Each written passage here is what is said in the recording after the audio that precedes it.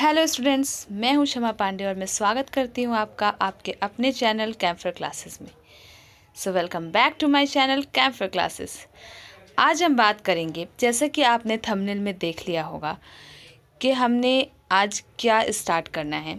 तो आज हम बात करने वाले हैं मॉडर्न पीरियोडिक टेबल के बारे में। देखिए, मैंने आपको प्रीवियस इतने सारे वीडियोज़ जो भी मैंने डाले हैं पीरियोडिक क्लासिफिकेशन ऑफ एलिमेंट के टॉपिक से रिलेटेड, उसमें हम सब ने अभी तक देखा है कि कितने कितने थियरीज़ और लॉज आए हैं पीरियोडिक एरा में। ठीक है, पीरियोडिक टेबल के एरा में फर्स्ट जो था वो था हमारा डोबेराइनर ट्रायड्स, जो कि आया था हमारा 1817 में। सेकंड जो था वो था हमारा मेंडलीव्स ऑक्टेव्स, जो कि था 1866 में। ये दोनों लॉ बुरी तरीके से फ्लॉप होने के बाद आते हैं हमारे मेंडलीव साहब, और मेंडलीव साहब लेकर आए थे मेंडलीव पीरियोडिक टेबल, जो कि अपने आप में एक बहुत बड़ा चेंज था पीरियोडिक टेबल के एरा में। और फिर आता है हमारा मॉडर्न पीरियोडिक टेबल। तो बच्चों, जो मॉडर्न पीरियोडिक टेबल है वो हमें क्यों पढ़ना है, आज मैं आपको वो बताने वाली हूँ। अभी तक मैंने आपको बताया था कि हमें क्लासिफिकेशन ऑफ एलिमेंट क्यों पढ़ना है, क्यों बनाया गया क्लासिफिकेशन, क्यों पढ़ना चाहिए हमें। बट आज मैं आपको बताऊंगी कि इतने सारे थियरी के फ्लॉप होने के बाद हम मॉडर्न पीरियोडिक टेबल ही क्यों पढ़ें। अभी तक हमने पढ़ा है डोबेराइनर, मेंडलीव और क्या कहते हैं न्यूलैंड्स के फेलियर को, कि वो कैसे फेल हुए। ठीक है, तो इस वजह से हम उन्हें नहीं पढ़ते, पर हम मॉडर्न पीरियोडिक टेबल को क्यों पढ़ें, आज हम वो भी देखते हैं। ठीक है, तो आइए चलते हैं, देखते हैं मॉडर्न पीरियोडिक लॉ क्या कहता है और हमें इसे क्यों पढ़ना चाहिए।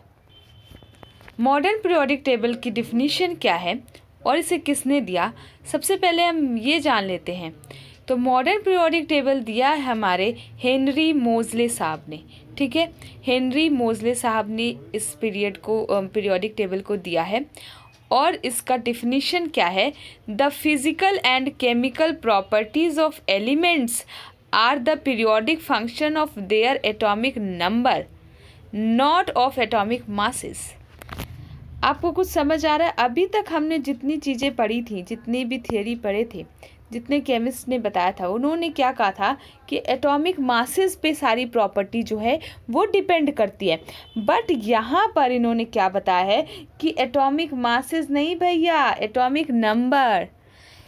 तो इतने सालों से जो चला आ रहा था उस कॉन्सेप्ट को ही इन्होंने पलट दिया। इन्होंने एक पीरियोडिक लॉ के एरा में बहुत बड़ा परिवर्तन लाया, जिसका कि मतलब जो गलतियां हो रही थी वो सारी किसकी वजह से हो रही थी, सिर्फ इस वजह से कि एटॉमिक मासेस हम कंसीडर कर रहे थे कि जितनी भी प्रॉपर्टीज़ हैं वो एटॉमिक मास पे डिपेंड करती हैं, जो कि जिसका बेस ही गलत था, तो फिर लॉ कैसे सही होता। ठीक है, तो अब ये लेकर आए कि एटॉमिक नंबर पे डिपेंड करती है।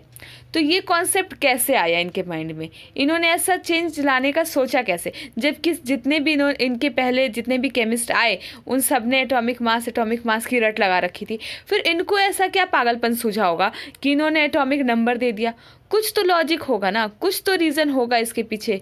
जी हाँ, बहुत बड़ा रीज़न था इसके पीछे। अब मैं आपको एक छोटा सा एग्जाम्पल देके बताती हूँ। देखो, आप जब ऊंची बिल्डिंग्स बनाते हो तो आप कितनी भी ऊंची बिल्डिंग्स बना लो, वो बिल्डिंग तब तक ऊंची और अच्छी नहीं बनेगी और वो बार बार गिर जाएगी। ठीक है, आप ऊंची बिल्डिंग बना के देखो, अगर उसका बेस स्ट्रांग नहीं हुआ तो वो बिल्डिंग गिरेगी। तो वो बिल्डिंग तब तक स्ट्रांग नहीं होगी जब तक कि उसका जो बेस है, जो पहली ईंट है, वही अगर गड़बड़ होगी बच्चों, तो फिर बिल्डिंग कैसे सही होगी, ज़रा सोच के देखो। तो इन्होंने जो पुराने जो प्रीवियस साइंटिस्ट आए, उन्होंने क्या किया, बिल्डिंग्स तो बना दी बहुत अच्छी, उन्होंने बहुत अच्छे बिल्डिंग्स बनाए, बट उन्होंने क्या किया, बेस ही गलत लिया था। उनका जो बेसिक था ना, जो पहली ईंट उन्होंने रखी थी, वही गलत था, जो कि उन्होंने लिया था एटॉमिक मास। जो उनकी पहली ईंट थी वो थी एटॉमिक मास। गाइस, वही गलत था। अगर वही गलत है तो फिर पूरी बिल्डिंग ही गलत होगी ना, और फिर वो कैसे स्ट्रांग हो सकता है, फिर तो उस बिल्डिंग को गिरना ही है। तो इसी वजह से सारे जितने भी प्रीवियस पीरियोडिक लॉज आए वो सारे इसी वजह से फेल हुए, क्योंकि उनका जो बेसिक था वही गलत था। ठीक है, उनका जो बेसिक कॉन्सेप्ट था वही गलत था। और जो सबसे बड़ा चेंज मोज़ले साहब लेकर आए वो ये कि इन्होंने बताया कि पीरियोडिक मासेस को कंसीडर ही नहीं करना है यहाँ पर, तो एटॉमिक मासेस को कंसीडर ही नहीं करना है यहाँ पर, तो एटॉमिक नंबर को कंसीडर करना है। वो कैसे, अब वो भी देखते हैं।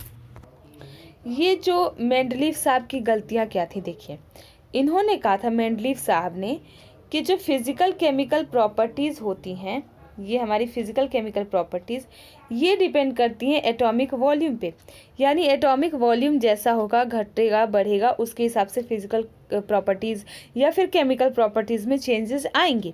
और एटॉमिक वॉल्यूम किस पे डिपेंड करता था, एटॉमिक मास पे। तो मेंडलीव साहब को लगा कि एटॉमिक मास पे अगर एटॉमिक वॉल्यूम डिपेंड करता है और एटॉमिक वॉल्यूम पे फिज़िकल केमिकल प्रॉपर्टीज़ डिपेंड कर, तो इस पे डिपेंड करती हैं अगर, तो क्यों ना इसको फिर तो ये डायरेक्ट डिपेंड हो गया ना, इस पे डायरेक्ट डिपेंड हो गया।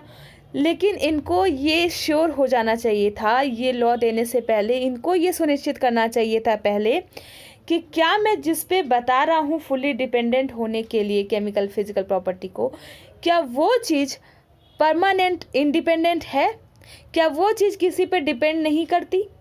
क्योंकि देखिए ये तो इस पे डिपेंड करता है और ये इस पे डिपेंड करता है।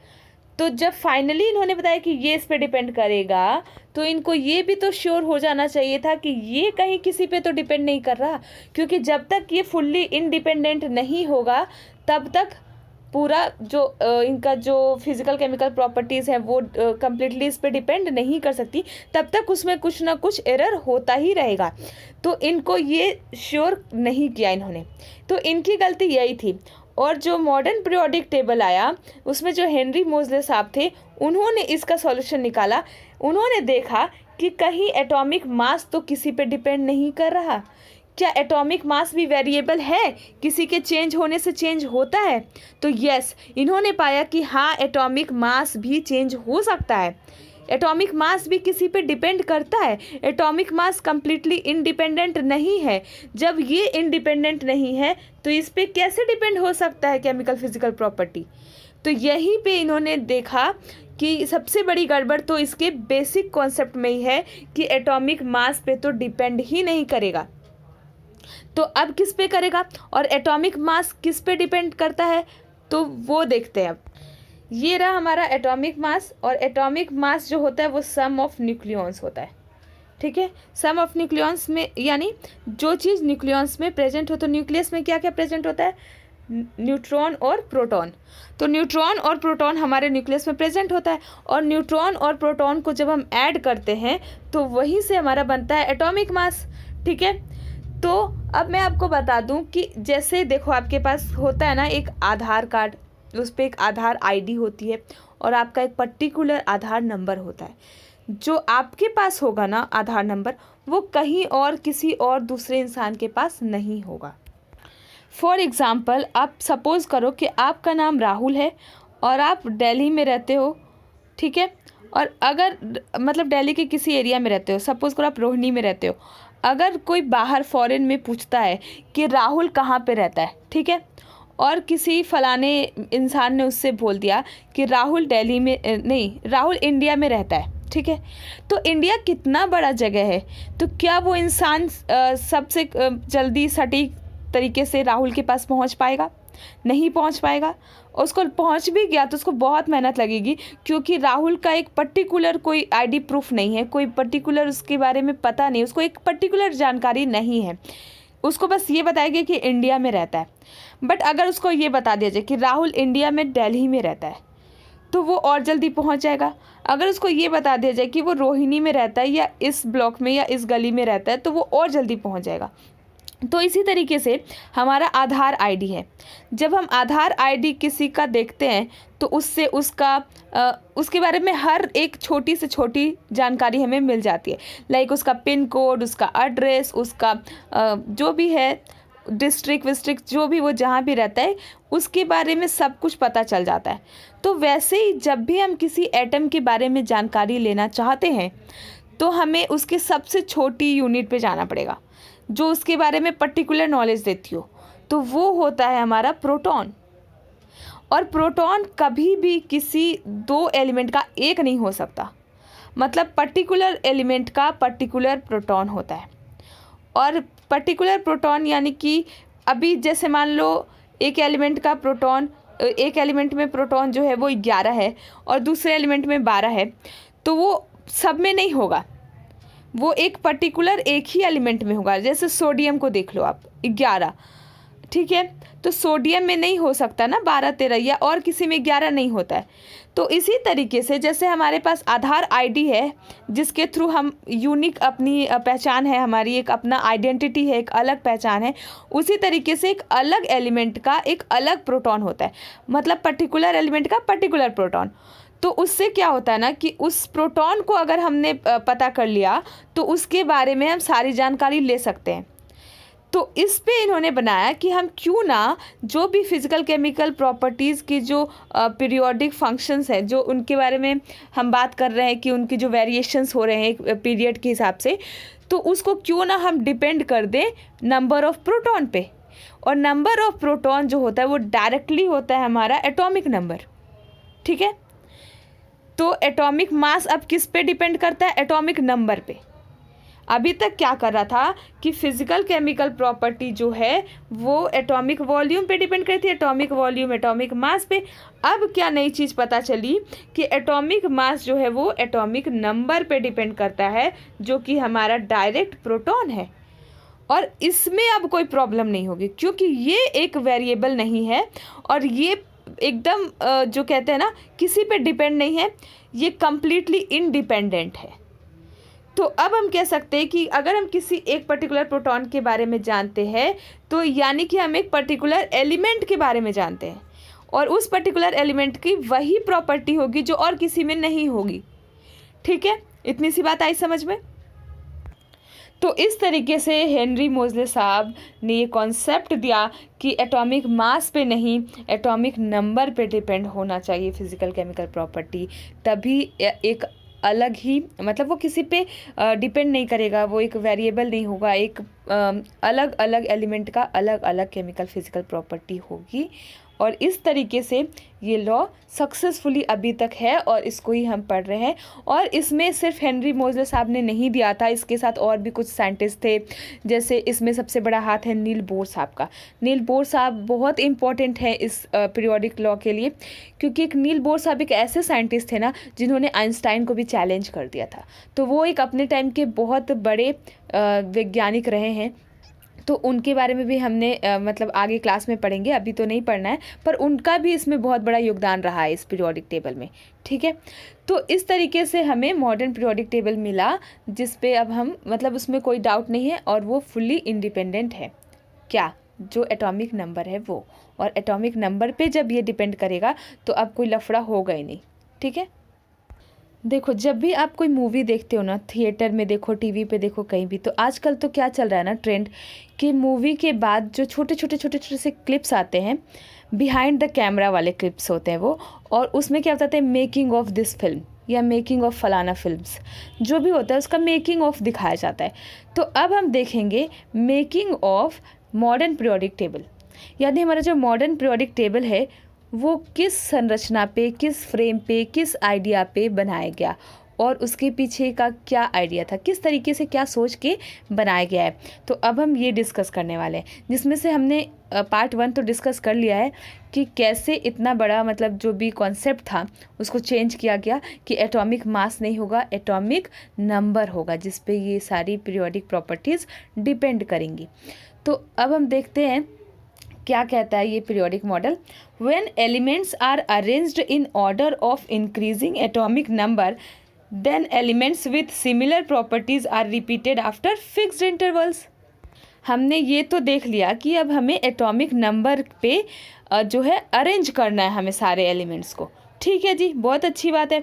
तो साइंटिस्ट ने क्या किया कि एटॉमिक नंबर पे इंक्रीजिंग ऑर्डर में अरेंज कर दिया, और इस बात का भी ध्यान रखा कि जो नीचे एलिमेंट्स आए, एक के नीचे जो दूसरे एलिमेंट्स आ रहे हैं, उसमें क्या हो, एक फिक्स्ड इंटरवल के बाद, एक निश्चित अंतराल के बाद उनकी प्रॉपर्टीज़ सिमिलर होनी चाहिए, यानी रिपीट होनी चाहिए वो प्रॉपर्टीज़।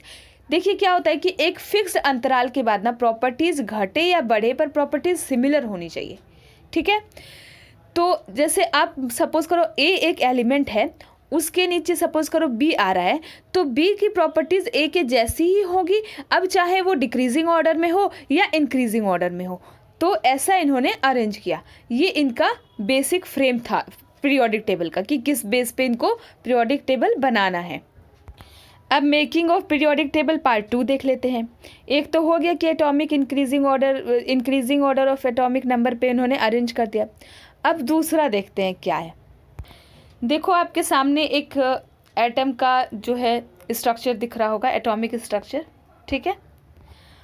एटम में क्या होता है, एटम्स में सेल होते हैं और सेल के अंदर होता है सब सेल और सब सेल के अंदर होता है ऑर्बिटल, ठीक है। ये रहा हमारा न्यूक्लियस, न्यूक्लियस में है न्यूट्रॉन प्रोटॉन, और ये रहा हमारा, ये सब जो है वो क्या है, सेल्स हैं हमारे, ये सब सेल हैं। और इस सेल्स में सेल का नाम है KLM, ठीक है।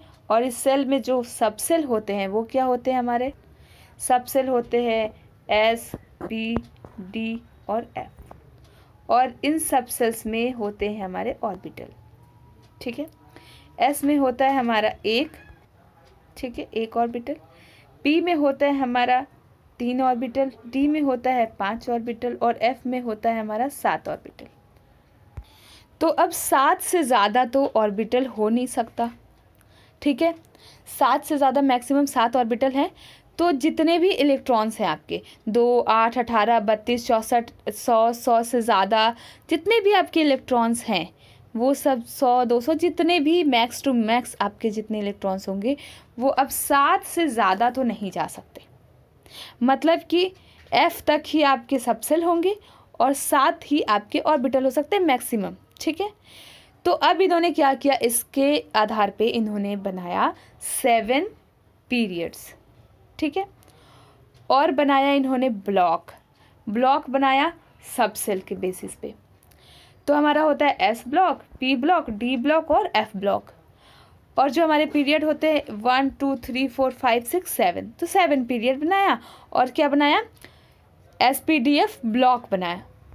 तो कुछ ऐसा हमारा रहा होगा उस टाइम पे। इनका आइडिया ऐसा था कि ये इन्होंने रखा, इधर रखा था इन्होंने, देखिए ऐसा था आपका पीरियोडिक टेबल, ठीक है। यहाँ पर इन्होंने रखा S को, यहाँ पर रखा D को, यहाँ पर रखा P को, ठीक है। और अब क्या किया इन्होंने, F को कहाँ रखा, तो F को इन्होंने नीचे रख दिया, ठीक है। अब ये कैसे कैसे हुआ, अब मैं इसको आगे आपको और अच्छे से दिखाती हूँ। हाँ, तो ये दिख रहा है आपको आपकी स्क्रीन पर, ये है आपका फ्रेम जो हमारा पीरियोडिक टेबल है, जो अभी हम long form of periodic table पढ़ते हैं और जिसको हम मॉडर्न पीरियोडिक टेबल भी कहते हैं, वो यही है। और उसका फ्रेम कुछ ऐसा है कि हमने डिसाइड किया कि यहाँ पर हमारा S ब्लॉक होगा, यहाँ पर हमारा P ब्लॉक होगा और यहाँ पर D ब्लॉक होगा, और नीचे हमने रखा है अपने F ब्लॉक को, ठीक है। अब हम देखते हैं कि जो ब्लॉक है ये तो डिसाइड हो गया, हमारा 7 पीरियड है वो भी डिसाइड हो गया। ये हमारा 1, 2, 3, 4, 5, 6 एंड 7, ठीक है। अब आपको लग रहा होगा कि मैम जब ये 7 हो गया तो ये दोनों क्या है, इन दोनों को आपने क्यों नहीं काउंट किया, तो इसके बारे में मैं अभी आपको आगे बताने वाली हूँ। तो ये हो गई पीरियड और ब्लॉक कैसे बना इसके बारे में, ठीक है। अब हम लोगों को ये भी तो देखना है कि ये 1, 2, ये 3, 4, 5, 6, 7, 8, ये जो है ये कैसे हमारे, ये जो हमारे क्या कहते हैं SP ब्लॉक में जो ग्रुप बनाए गए हैं ये कैसे बने और इनके पीछे क्या कॉन्सेप्ट है। तो जैसा मैंने आपको बताया कि S सब सेल में सिर्फ एक ऑर्बिटल होता है, ठीक है। तो उस हिसाब से तो हमने पीरियड रख लिया, ठीक है। अब हम अब हम ग्रुप कैसे रखेंगे। तो एक जो हमारा ऑर्बिटल होता है उसमें मैक्सिमम 2 इलेक्ट्रॉन हम भर सकते हैं, ठीक है।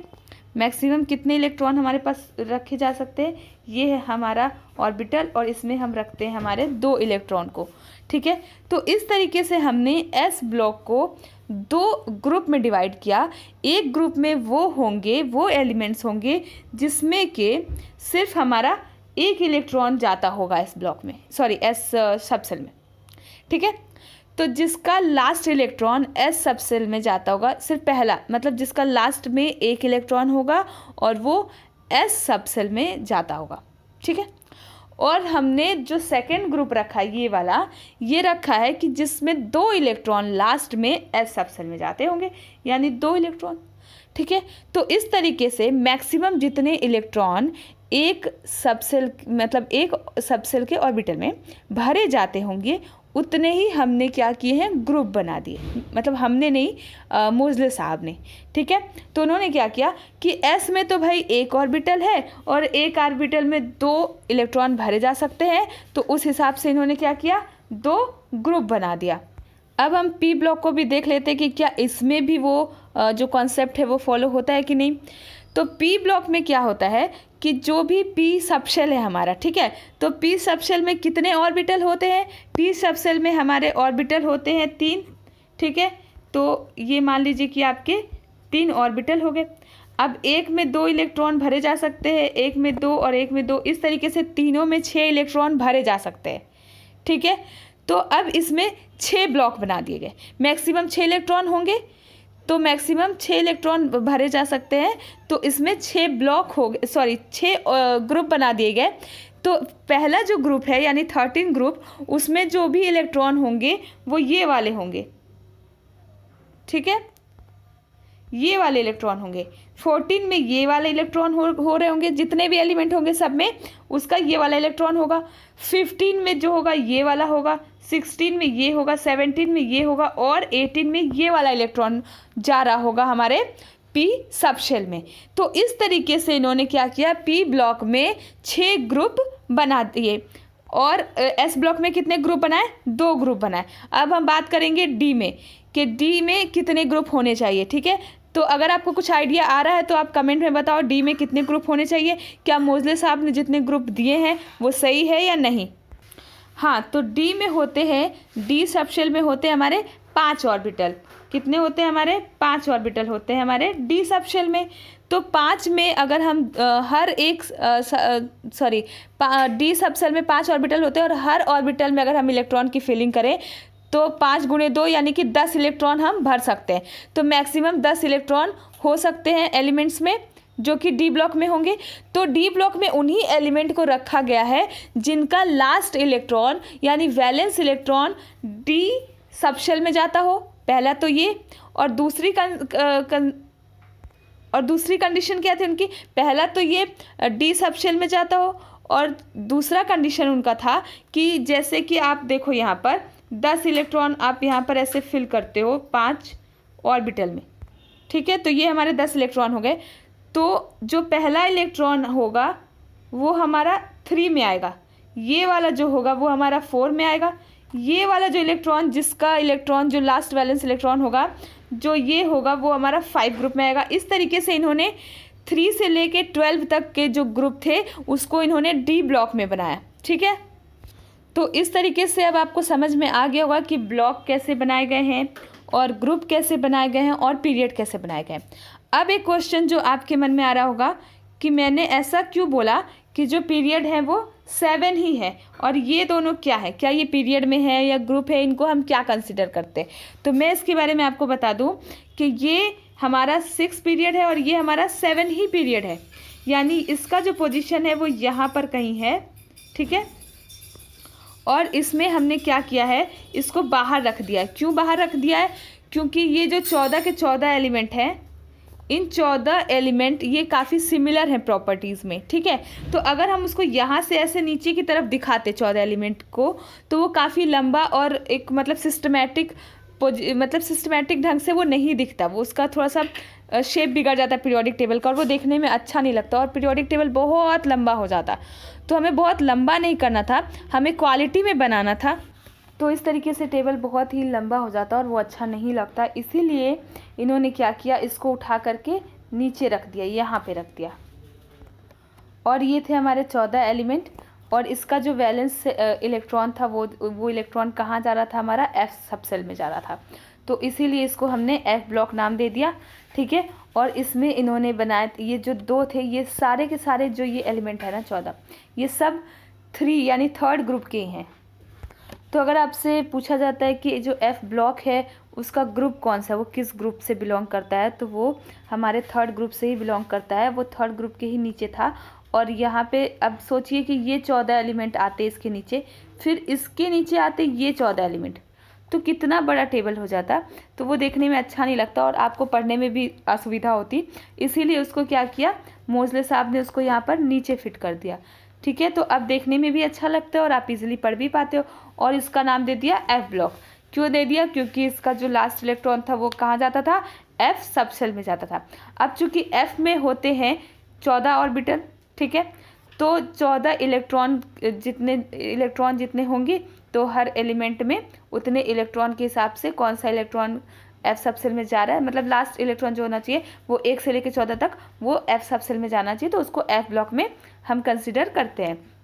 अब हम देखेंगे कि इसमें एलिमेंट को कैसे रखा गया है। तो अब हम देखने वाले हैं नेक्स्ट जो हमारा होगा वो होगा हमारा मॉडर्न पीरियोडिक टेबल। तो बच्चों अब है आपके स्क्रीन पर मॉडर्न पीरियोडिक टेबल। ठीक है, ये है पूरा पिक्चर जो आपके सामने है। अब मैंने जिस तरीके से आपको बताया है, आई होप आपको वो चीज़ें क्लियर हो रही होंगी। देखिए यहाँ पर 6 और 7 रखा हुआ है। ठीक है, यानी ये 6 पीरियड का ही है। ये इस पीरियड में कहीं ये LA दिख रहा है आपको, तो ये लैंथेनाइड सीरीज है, यानी लैंथेनाइड के बाद ये नीचे की तरफ आता 14 एलिमेंट। सोचो कैसा लगता है, बिल्कुल भी अच्छा नहीं लगता।